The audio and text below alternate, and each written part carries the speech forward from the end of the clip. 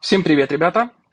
Все-таки выделил пару часов для того, чтобы озвучить вам обновление, которое нас ждет 17 августа. Я помню, что по последним роликам вам действительно заходит такой формат. Поэтому давайте сегодня вместе поговорим, что же нам подготовили разработчики. Информацию об обновлении я уже скидывал сегодня утром в чате телеграм-канала. Честно говоря, думал, что вообще не успею записать этот ролик. Но все-таки нашел время и решил это сделать. Я помню про те ролики, которые обещал вам снять. Просто последние пару дней в реальной жизни были достаточно сложными. Плюс сейчас накопилось достаточно много контента. Нужно будет снять новое мероприятие, которое у нас с вами стартует уже в понедельник. Я в нем участвовал на фермерском аккаунте, так что в целом плюс-минус могу вам рассказать, что необходимо в нем делать. Завтра попытаюсь вам снять информацию по трансферу, как уже говорил ранее. В понедельник нас ждет новое мероприятие, про которое я вам расскажу. И, скорее всего, в понедельник мне придется снять для вас два ролика. За обновление, которое мы посмотрим визуально, и про новое мероприятие «Зимняя осада». В общем, ребята, буду стараться. Спасибо вам за терпение и поддержку. А теперь давайте уже непосредственно перейдем к обновлению. Разработчики анонсировали новое обновление, которое выйдет 17 августа. Называется оно «Новая эра огненных кристаллов». И, честно говоря, уже само название выглядит немного интересно. Почему? Потому что основной акцент здесь сделан именно на огненных кристаллах. И первое, о чем невольно начинаешь думать, а не намекают ли разработчики нам на что-то большее. На сегодняшний день максимальный уровень зданий – это у нас 10 уровень огненного кристалла. И, возможно, в будущем, осенью или даже зимой нас действительно могут ожидать новые уровни огненных кристаллов. Но сразу уточню, это исключительно мои предположения. Никакой подтвержденной информации у меня на этот счет нет. Просто те, кто играет в Whiteout Survival уже достаточно давно, прекрасно понимают, что подобные формулировки названий иногда могут быть не случайными. Но это мы с вами еще посмотрим. А пока давайте разберем то, что разработчики уже официально показали. Перед началом попрошу вас поставить лайк этому видео. Ребята, для меня это действительно очень важно. Чем больше от вас активности, тем больше у меня мотивации продолжать снимать для вас контент. Так что с вас актив, а с меня новые ролики. Ну а теперь открываем письмо и посмотрим, что же разработчики подготовили для нас в обновлении 17 августа. Итак, в целом это обновление мы уже с вами неоднократно обсуждали. Большинство основных пунктов нам были уже известны заранее. Но сегодня все равно пройдемся по всему обновлению, а на самых интересных моментах остановимся подробнее. Итак, первое. Это новая эра огненных кристаллов.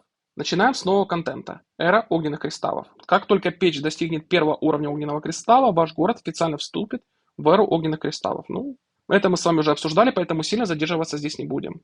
Выжившие постепенно начинают преодолевать угрозы лютого холода.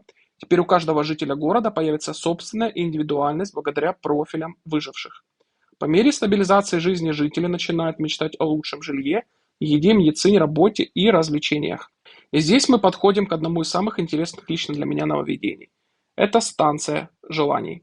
Старый почтовый ящик будет преобразован в новую станцию желаний, где жители могут делиться своими надеждами и мечтами о лучшем будущем. По мере повышения уровня печи и выполнения необходимых желаний будут открываться новые возможности. За выполнение желаний губернаторы могут получать знаки желаний, которые можно будет обменивать в магазине желаний на эксклюзивные материалы для строительства будущих развлекательных зданий. Вот это, наверное, один из тех пунктов, которые мне, да я думаю и вам, действительно будет интересно протестировать. Да, мы знаем, что нас ждут новые уровни талисманов и снаряжения губернатора. Но для таких работяг, как мы с вами, гораздо интереснее понять другое. Как можем вытянуть максимум из ежедневных заданий для нас без доната? И будет ли в данном разделе какая-то донатная составляющая? Или все необходимое можно будет получать исключительно за вашу активность? Честно говоря, я думаю, что на старте донатной функции может и не быть, а вот в будущем она вполне способна появиться. Как по формату пазлов. У нас не было ранее донатная опция, а потом она появилась со временем. Но опять же, все это мы посмотрим уже после выхода обновления. Осталось буквально несколько дней, поэтому скоро мы сами сможем все проверить. Так, следующее – это новые приказы губернатора. Также вместе с развитием города обновится система приказов губернатора. Некоторые старые приказы после перехода в эру огненных кристаллов будут удалены. Я, если честно, думаю, что вместо них, а именно будут добавлены это горячая пора, продвинутая подготовка и похвала Рассветного Альянса. Они должны помочь эффективнее развивать производство ресурсов, обучение войск и развитие города. То есть 3 старых приказа у нас уберут и добавят 3 новых, которые будут добавлять бонусы именно в этих направлениях. Я, кстати, до сих пор люблю каждый день заходить в раздел приказов губернатора и выставлять их. Поэтому с обновлением делать это, надеюсь, станет еще приятнее, если бонусы действительно будут лучше. Но опять же, это далеко не самое интересное изменение в системе приказов. И следующий новый контент – это у нас бесконечное испытание. У нас появляется с вами новый режим. На тундру прибывает Вульфгар. Это варварский вождь, известный как Ветроклич, с далекого севера. Надеюсь, по переводу я понял правильно. После начала события губернаторы, соответствующие требованиям, смогут каждый день после 00:30 UTS отправляться в дикие земли и бросать вызов ветрокличу. Каждый вождь сможет совершить до 30 одиночных атак в день. Ралли на него запускать нельзя, а рейтинг будет рассчитываться ежедневно на основе максимального урона, нанесенного вождем за одну атаку. При этом в событии предусмотрены ежедневные награды за участие, ежедневные награды рейтинга и награды за достижения. Если помните, на День Святого Валентина мы с вами уже сталкивались с похожей механикой, когда несколько раз в день атаковали босса и получали за это награды. Теперь что-то похожее появляется у нас на постоянной основе. Чем больше урона нанесем, тем выше будет ваша награда. А вот это уже действительно интересно. Особенно хочется посмотреть, какие награды будут давать за попадание в топ рейтинга. Я нахожусь, как вы знаете, не на самом сильном сервере, поэтому думаю, что попасть хотя бы в рейтинг топ-10 у меня проблем не должно возникнуть. Но гораздо важнее понять, что именно мы за это получим. Нужно ли будет активировать бафы, достаточно ли будет атаковать под питомцев, и каких героев необходимо будет использовать. И вот здесь я вам предлагаю уже не спешить 17 числа. После выхода обновления мы с вами все отдельно протестируем.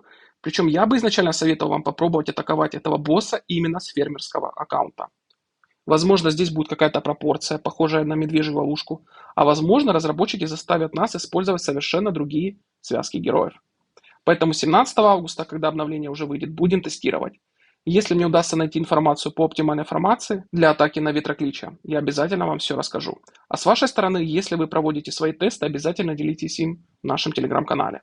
Вместе мы уже сможем подобрать оптимальное соотношение героев для нового босса. Итак, двигаемся дальше. Нас ждет новое событие с ценными наградами – это тренировка вознесения героев. Во время события губернаторы смогут получать очки, повышая соответствующих героев. Достигайте определенных порогов, забирайте награды за каждый уровень. Также можно будет разблокировать боевые звезды, чтобы получать еще более ценные награды. Пока здесь, честно говоря, сложно сказать что-то конкретное. Нужно дождаться запуска и уже тогда смотреть, как именно будет работать данная механика. Следующее – это кузница эксклюзивного снаряжения. Здесь мы будем получать очки, развивая эксклюзивное снаряжение соответствующих героев. Достигли установленной цели, забрали награду. Также можно будет разблокировать кузницу чемпионов, чтобы получить дополнительные награды. После обновления события тренировка вознесения героев и кузница эксклюзивного снаряжения для текущего поколения героев будут открываться или запускаться повторно в зависимости от прогресса конкретного губернатора. Точные сроки и детали разработчики предлагают смотреть непосредственно в игре. И вот этот пункт мне тоже хотелось бы отдельно протестировать. Честно говоря, я пока не до конца понял, как именно будет работать оно. Почему-то об этой механике вообще практически ничего не говорят, хотя она вполне может оказаться достаточно интересной. Так что здесь, опять же, не будем гадать, дождемся 17 августа и уже посмотрим все непосредственно в игре. Но если выделять лично для меня самые интересные пункты из данных обновлений, что мы сейчас с вами обсудили, это, конечно же, станция желаний, ветроклич и новая система событий. А теперь давайте перейдем к следующей части, это оптимизация и изменения. Разработчики подготовили нам 31 пункт оптимизаций и изменений. Давайте быстренько пройдемся по ним и посмотрим, что же здесь нам подготовили они. Итак, первый пункт – это обновление раздела «Обзор». В левой части панели «Обзор» появится новая вкладка «Ежедневная». В ней можно будет отслеживать прогресс оставшихся попыток, доступных для получения наград в ежедневных активностях, такие как арена, походы в лабиринт, лаборатория кристаллов, найм героев, вклад в альянс, маяк, награды за вход в игру, навыки экспертов, триумф активности альянса и многое другое. Это то, что мы с вами уже обсуждали, и это, честно говоря, мне очень нравится. Иногда заходишь вечером буквально на 2 минуты, а потом можешь на час зависнуть в игре, проверяя, все ли ты сделал сегодня. Для меня, как для человека, который достаточно ответственно относится к ежедневным активностям и постоянно перепроверяет, все ли сделал, это действительно полезное нововведение. Интересно только, как это все будет выглядеть визуально. Разработчики говорят, что новая вкладка появится именно в левой части панели «Обзор». В общем, для ежедневной рутины отличный вариант. Следующее изменение – это максимальный уровень снаряжения и талисманов губернатора. Ну, ребята, мы с вами это уже прекрасно знаем. Наверное, именно это и стало главным камнем преткновения данного обновления. Мы помним, что игроки устраивали бойкот из-за этих изменений, но сейчас ситуация немного успокоилась, поскольку разработчики сдвинули сроки появления некоторых нововведений. В серверах, где уже открыто 6-е поколение героев, станет доступно легендарное снаряжение 6-го уровня 3 звезды. Сейчас у нас максимальный уровень это Т4, 3 звезды, а теперь будет 6-й уровень. А после открытия 8-го поколения героев появятся талисманы 17-го и 18-го уровня. Как я понимаю, на каждом уровне будет по 9 подуровней.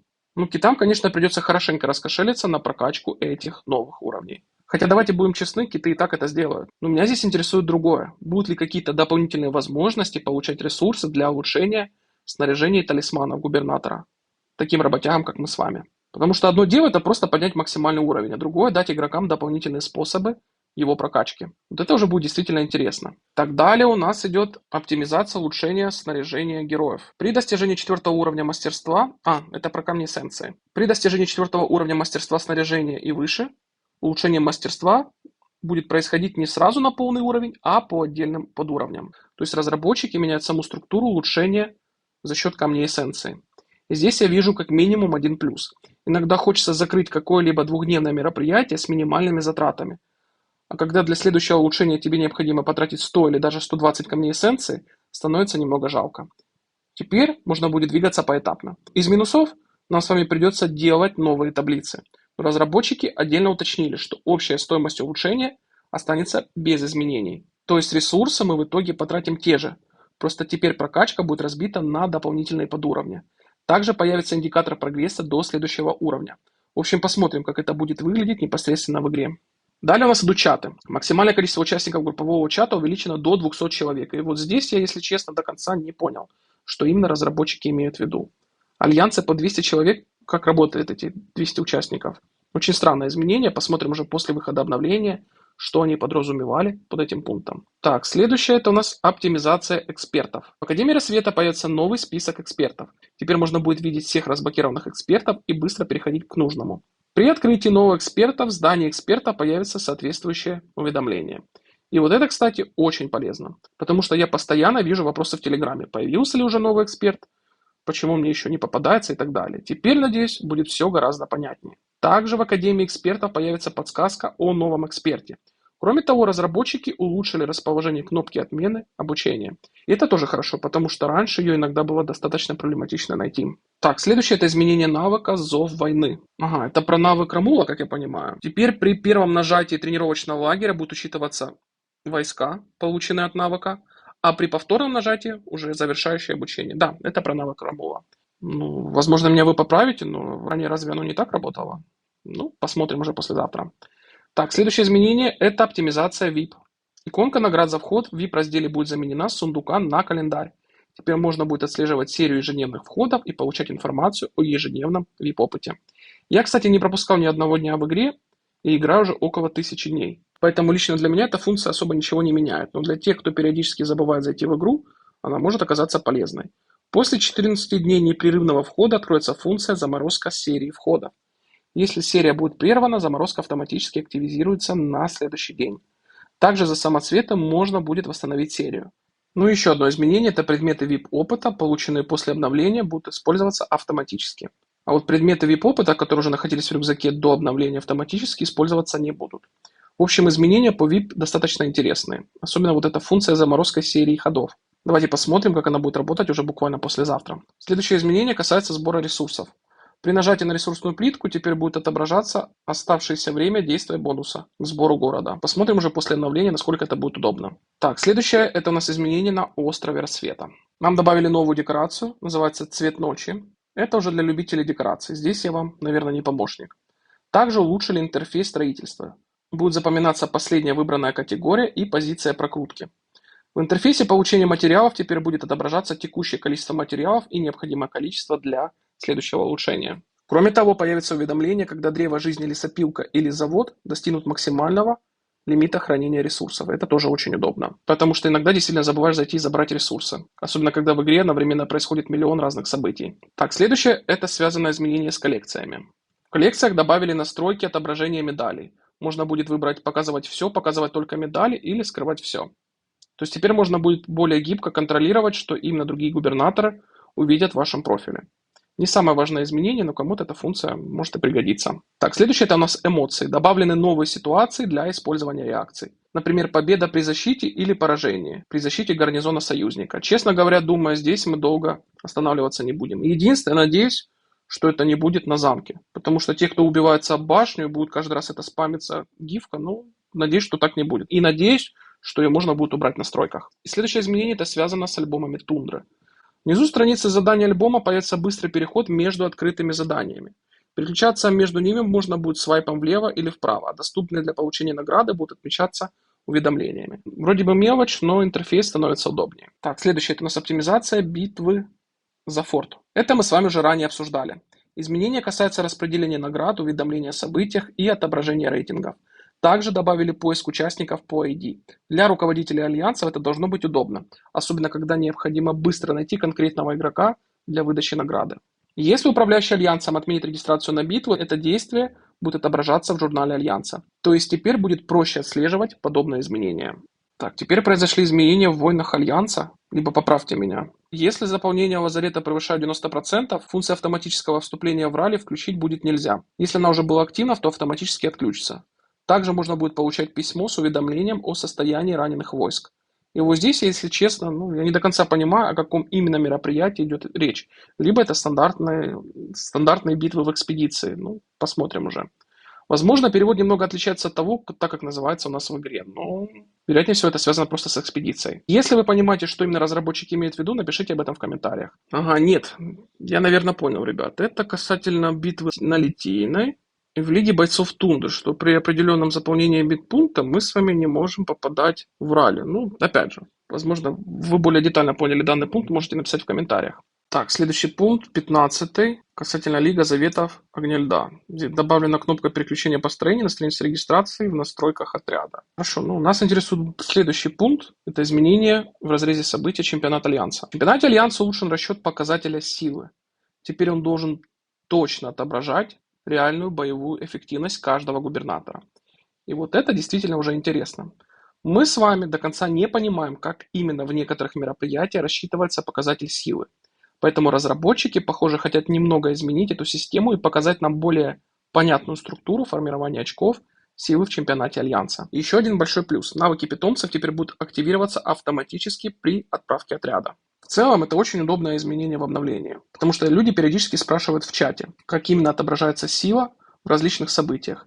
А теперь мы сможем просто увидеть все непосредственно в игре, в разрезе данного события. А надеюсь, и в других событиях нам разработчики покажут позже. Так, следующее изменение, связанное с президентом, запланированные навыки президента и верховного президента, теперь можно будет отменить. Также улучшен интерфейс резервирования должностей в настройках автоматического одобрения. Здесь мне, наверное, сначала надо получить президента, чтобы нормально это все проверить. Так, следующее это у нас изменение мероприятия Dreamscape Memory. Это то самое мероприятие с кошечками, где мы ищем различные предметы. Нам добавили экспресс-режим. По механике это, насколько я понимаю, что-то похожее на суперочиститель мероприятий «Снегоуборщики». После достижения 5 сезона и уровня 10+, на дороге воспоминаний перед открытием главы можно будет активировать экспресс-режим, используя колокольчики и рыбу. При этом можно будет мгновенно завершить текущую главу, получить награды и очки. Также ситуация по описанию добавляет обмен рыбы на колокольчики. Возможно, я здесь что-то неправильно понял. Поэтому, если уже знаете точную механику, поправьте меня. Сам я, скорее всего, экспресс-режим активировать не буду. Моей жене это мероприятие нравится, поэтому, думаю, она как раз будет его проходить руками. Я очень надеюсь, что данное мероприятие сразу не выйдет на следующей неделе, потому что у меня и так накопилось достаточно много контента для вас, который мне необходимо снять. А если мероприятие появится, обязательно посмотрим, насколько вообще выгодно использовать этот экспресс-режим. А вы уже потом расскажите мне в Телеграме, действительно, есть ли от него смысл. А я, как старовер, скорее всего, оставлю стандартное прохождение своей жене. Вернее, жена у меня будет проходить стандартным режимом. Так, следующее это у нас изменения в найме героев. После обновления при первом входе появится окно с информацией о новых героях. Информация о вербовке также будет показывать будущих героев. Для героев третьего поколения и выше появится специальное обозначение поколения. В целом изменение полезное, но для нас с вами здесь нет ничего критичного. Так, изменения в медвежьей ловушке. Может, что-то интересное? Запланированная активация охотничьей ловушки больше не будет отменяться, если участник, который запланировал, покинет Альянс. К сожалению, нас это особо не волнует. Так, далее идет изменение с маяком. Добавлена новая миссия «Разведывательная операция».